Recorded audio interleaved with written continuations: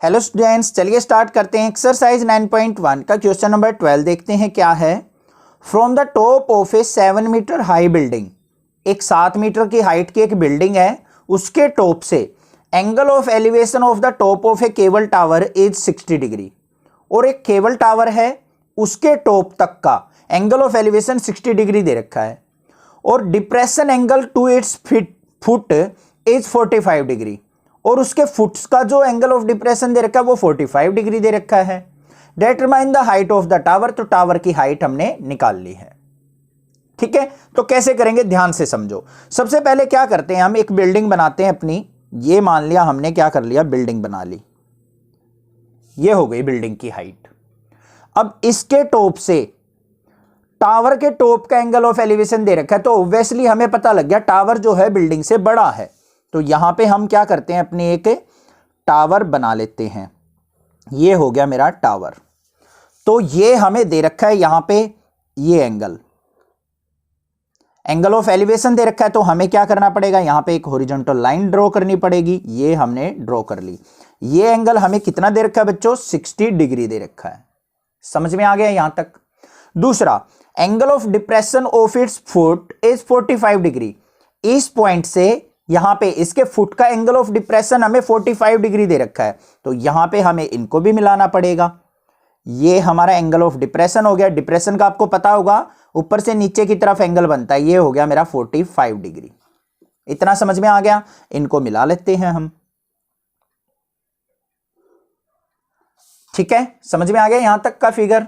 अब ये 45 डिग्री है, तो ये भी हमारा क्या होगा, यहां पे 45 डिग्री होगा, क्योंकि अपोजिट एंगल जो होंगे वो क्या होते हैं, इक्वल। ये और ये एंगल, दो पैरेलल लाइंस के बीच में एंगल इक्वल होंगे। आपको कमेंट करके बताना ये कौन से एंगल हुए। ठीक है, देखता हूं आप 6 चैप्टर अच्छे से करके आए हैं या नहीं। अब यहां पे हमें क्या करना है, इसके अंदर नेमिंग कर लेनी है। ये हमने मान लिया ए, ये बी मान लिया, इसको सी मान लेते, इसको डी मान लेते, इसको ई मान लेते हैं। अपने पास से हमने एज्यूम कर लिया। कोई और भी मान सकते हो, P Q R S Z X Y Z, जो भी आपका दिल करे वो मानो। अब यहां पे हमें गिवन क्या है, ये हमें 7 मीटर हाई बिल्डिंग दे रखी है और कुछ भी हमें नहीं दे रखा। हमें निकालना है सीडी की वैल्यू। कैसे निकले, ध्यान से देखो। सबसे पहले जो भी चीज हमें गिवन है, A B is equal to, solution देखते हैं इसका। ए बी क्या है, हमारी height of building. Height of building जो है वो कितनी है, 7 मीटर गिवन है। उसके बाद सबसे पहले हम कौन सी ट्रायंगल लेके चले, in triangle A B D, ये वाली ट्रायंगल ले लेते हैं, क्योंकि हमें यहां पे एक साइड का पता है। तो in triangle A B D, ये हमारा परपेंडिकुलर, इससे हम निकाल लेते हैं बी डी। बी डी क्या है, बेस। तो हमारा परपेंडिकुलर बेस का रिलेशन क्या होता है, tan theta is equal to A B by B D हो जाएगा। tan थीटा मतलब 45, तो यहां पे क्या हो जाएगा, tan 45 degree is equal to A B की वैल्यू हमारे पास 7 है और अपॉन में बी डी। तो tan 45 1 होता है, 1 is equal to 7 by B D. B D की मल्टीप्लाई करेंगे तो B D is equal to क्या आ गया, 7 मीटर आ गया। ये आ गया मेरा, ये भी 7 मीटर। ये 7 है तो ए ई भी क्या होगा बच्चों, 7 मीटर होगा। समझ में आ गया, क्लियर है, कोई दिक्कत की बात नहीं है। यहां तक तो क्लियर हो चुका होगा। अब देखो, ये जो ए बी है 7 मीटर है, तो ई डी भी क्या होगा हमारा, 7 मीटर होगा। अब मुझे ये पूरी हाइट निकालनी है बच्चों। ये हमारे पास 7 मीटर, अगर मुझे सीई की वैल्यू मिल जाए तो मैं इजिली हाइट निकाल सकता हूं। सीई की वैल्यू कौन सी ट्रायंगल से निकलेगी, इन ट्रायंगल सीई ए के अंदर। ये साइड मुझे पता चल गया, सीई की वैल्यू निकाल लेंगे। तो यहां पे देखते हैं हम क्या, इन ट्रायंगल ए ई सी या फिर सीई ए, जो भी आप लिखना चाहो, जैसे आपको अच्छा लगे। यहां पे हमें सीई की वैल्यू निकालनी है। ये परपेंडिकुलर, ये बेस, तो यहां पे भी tan थीटा यूज होने वाला है। तो tan theta is equal to क्या हो जाएगा हमारा, CE divided by A E हो गया।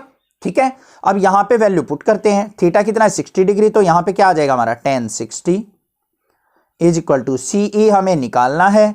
ए ई हमने निकाल लिया, 7 मीटर है, रख दी वैल्यूज। और tan 60 की वैल्यू क्या होती है बच्चों, √3 is equal to CE by 7।